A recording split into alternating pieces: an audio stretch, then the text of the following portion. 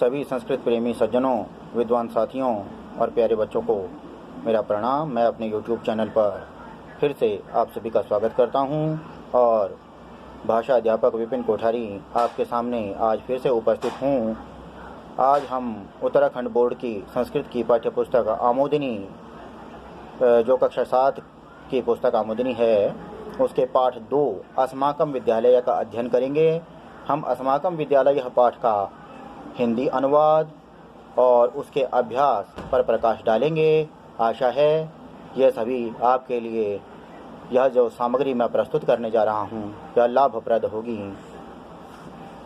प्रस्तुत है कक्षा 7 आमोदिनी पाठ 2 अस्माकम विद्यालय, जिसमें विभक्ति बोध अर्थात विभक्तियों पर प्रकाश डाला गया, विभक्तियों का ज्ञान कराया गया है। तो देखते हैं इसका हिंदी अनुवाद। अस्माकं विद्यालयः ग्रामस्य समीपे अस्ति। हमारा विद्यालय गांव के समीप है। जहाँ जहाँ पेन रख रहा हूँ उसका अनुवाद वही है। हमारा विद्यालय गांव के समीप है। प्रातः छात्राः ग्रामात्, सुबह सुबह छात्र गांव से विद्यालयम आगच्छन्ति, विद्यालय आते हैं। अन्येभ्यः ग्रामेभ्यः, अन्य गांवों से, अपि भी, अन्य गांवों से भी छात्राः अत्र पठनाय समागच्छन्ति, छात्र यहाँ पढ़ने के लिए आते हैं। विद्यालयस्य प्रार्थना सभा, विद्यालय की प्रार्थना सभा अतीव मनोहरा अस्ति, बहुत सुंदर है। प्रार्थना सभायाः अनन्तरं, प्रार्थना सभा के बाद, बालकाः बालिका च, बालक और बालिकाएं स्व स्व कक्षां गच्छन्ति, अपनी अपनी कक्षा में जाते हैं। ते शिक्षकेभ्यः, वे शिक्षकों के लिए, शिक्षकेभ्यः शिक्षकों से विविध विषयान पठन्ति, अनेक प्रकार के विषयों को पढ़ते हैं, अर्थात विविध मतलब तरह तरह के। विद्यालयस्य पुस्तकालयात्, विद्यालय के पुस्तकालय से अर्थात लाइब्रेरी से। छात्राः पुस्तकानि आनयन्ति, छात्र पुस्तकें लाते हैं। तत्र वहाँ, ते समाचार पत्राणि अपि पठन्ति, वे सब अर्थात वे सभी छात्र छात्राएं समाचार पत्राणि अपि पठन्ति, अखबार भी पढ़ते हैं, समाचार पत्र भी पढ़ते हैं। पुस्तकानाम अध्ययनेन, पुस्तकों के अध्ययन से ज्ञानस्य विकासः भवति, ज्ञान का विकास होता है। विद्यालयस्य पुरतः, विद्यालय के सामने एकम उद्यानम अस्ति, एक बगीचा है। उद्यानस्य शोभा अतीव रमणीया, उद्यान की जो सुंदरता है, उस बगीचे की जो सुंदरता है वो बहुत मोहक है, रमणीय है। अत्र पुष्पाणाम बहवः प्रकाराः सन्ति, यहाँ फूलों के बहुत से प्रकार हैं, अनेक प्रजाति के फूल हैं। तेषाम उपरि भ्रमराः गुंजन्ति, उनके ऊपर भंवरे गुंजन करते रहते हैं। ते पुष्पाणाम रसम पिबन्ति, वे फूलों के रस को पीते हैं। तत्र खगानाम कलकूजनम अति सुखदम भवति, वहाँ पक्षियों का कलकूजन बहुत सुखदायी होता है, सुख देने वाला होता है। विद्यालयस्य क्रीडा क्षेत्रम, विद्यालय का क्रीडा क्षेत्र अर्थात खेल का मैदान अति विशालम अस्ति, बहुत बड़ा है।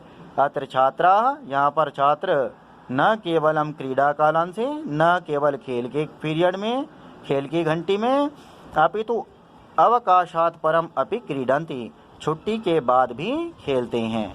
क्रीडा शिक्षकात्, खेल शिक्षक से। ते क्रीडा निपुणताम अधिगच्छन्ति, वे खेल में निपुणता को प्राप्त करते हैं।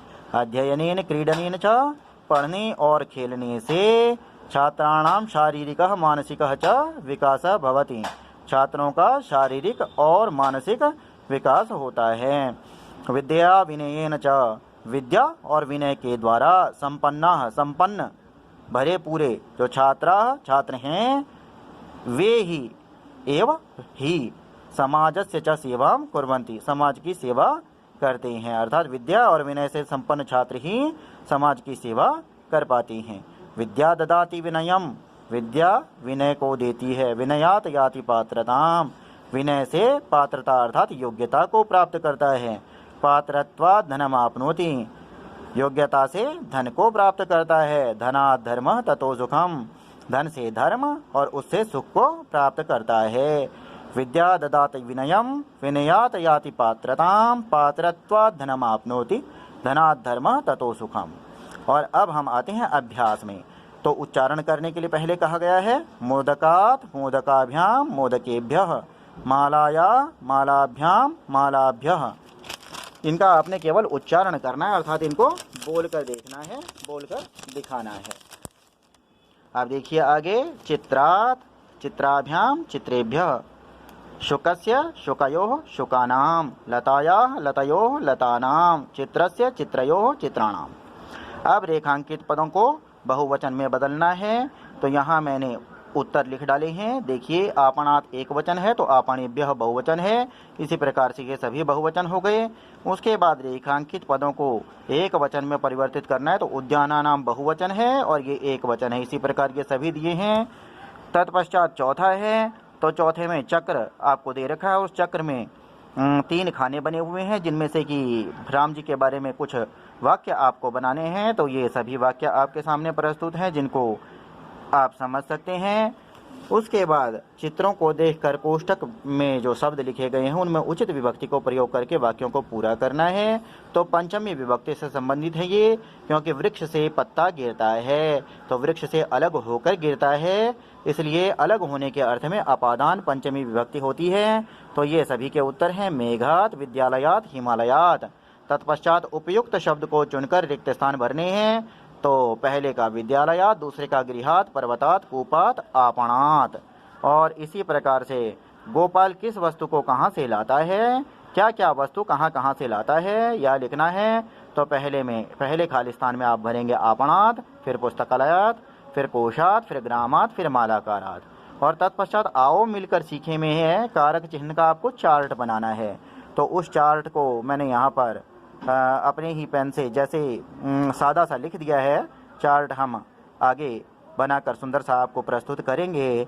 फिलहाल आप इसको समझ सकते हैं कि विभक्ति, कारक और कारक के जो परसक जो चिन्ह होते हैं, अर्थात कर्ता ने कर्म को करण से या के द्वारा संप्रदान के लिए, अपादान फ्रॉम अर्थात से अलग होने के अर्थ में, संबंध अर्थात का के की, रारेरी अर्थात उसका उसके उसकी, मेरा मेरे मेरी, तेरा तेरे तेरी। और अधिकरण का अर्थ है मैं पर, अधिकरण में मैं पर का प्रयोग होता है। और संबोधन में हे, अरे आदि जब किसी को बुलाया जाता है। तो इस प्रकार ये सभी विभक्तियां हो गई, कारक हो गए और परसर्ग हो गए।